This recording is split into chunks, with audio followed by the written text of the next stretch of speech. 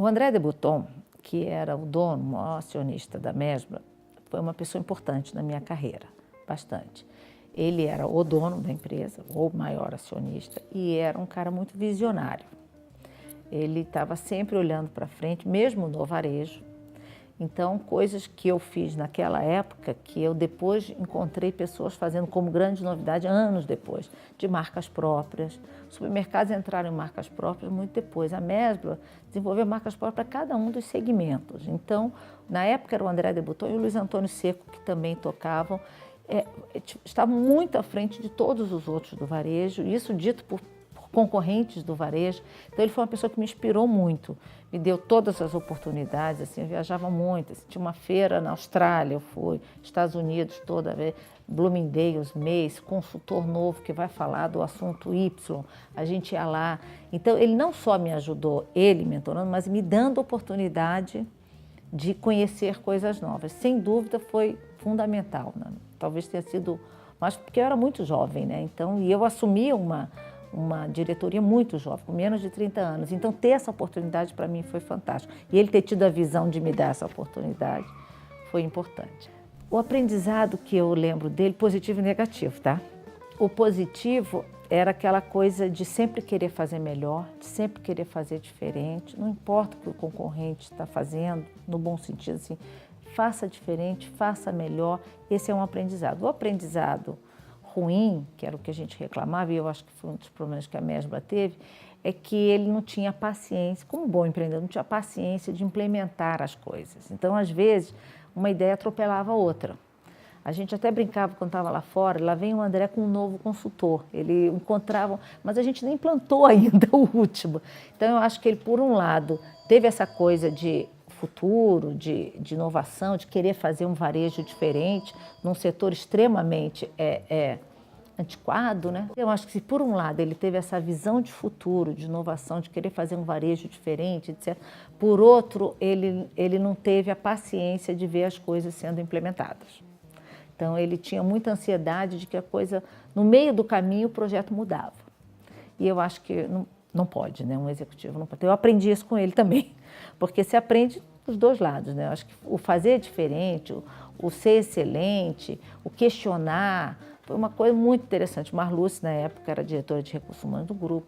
A gente discutia código de ética, práticas, lá atrás, 20 e tantos anos atrás, quando poucas empresas discutiam isso, mas discutia profundamente, assim, do que pode, o que não pode, com exemplos de família. Então, era uma empresa familiar, sem dúvida nenhuma, muito profissionalizada e que dava espaço para trabalhos que poucas outras empresas tinham na época, né?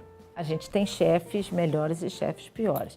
Com cada chefe, de fato, eu aprendi alguma coisa muito interessante, porque tinha chefes, no caso o Raul foi meu chefe, enfim, mas eu passei a ter vários chefes em cada função que eu tinha, que também foi um aprendizado, porque quando você começa a carreira, você é muito assim, entre aspas, obediente, você quer saber quem é seu chefe, na época também era, então você tem aquela disciplina do chefe.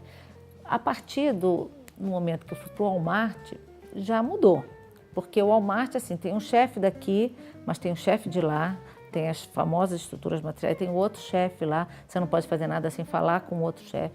Então, no final, com tantos chefes, eu acho que eu tive, primeiro, que aprender a lidar com muitos chefes, e segundo, cada um tem seu estilo, óbvio, e cada um tem suas prioridades. E eu brinco que eu tive que lidar com muitos conflitos entre sócios na minha vida profissional. Conflitos, assim, genuínos, né? Porque, de fato, o Walmart veio para o Brasil com a loja americana.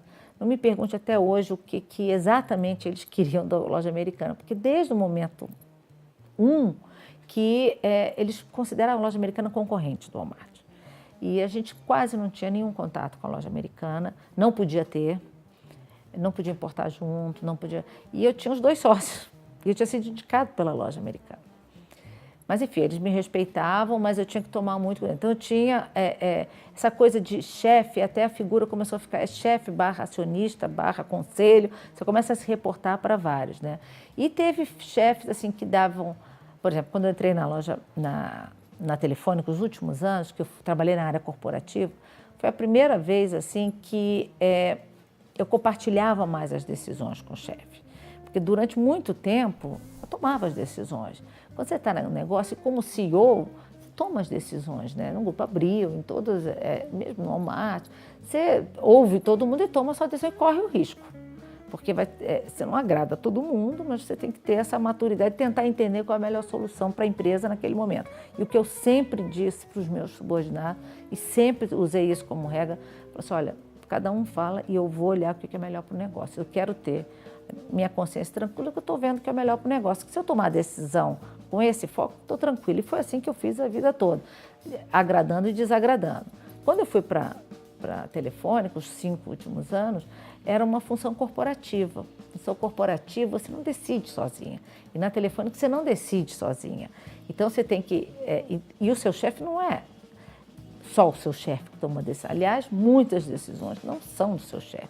São de algum outro chefe que às vezes você nem sabe quem são. Então, esse foi um desafio enorme que eu tive na Telefônica e foi o meu maior aprendizado. Foi dividir decisão com muita gente, lateral, para cima, para o lado, para baixo. E eu acho que as empresas estão cada vez mais caminhando nesse sentido. Então, eu tive dificuldade, sim, e fui aprendendo a lidar com o chefe e principalmente com vários chefes. Esse negócio de ter... E na Telefônica, quanto mais chefe, era melhor. Você tinha mais prestígio, se tivesse mais chefe. E cada tema era uma pessoa que decidia. Muito interessante.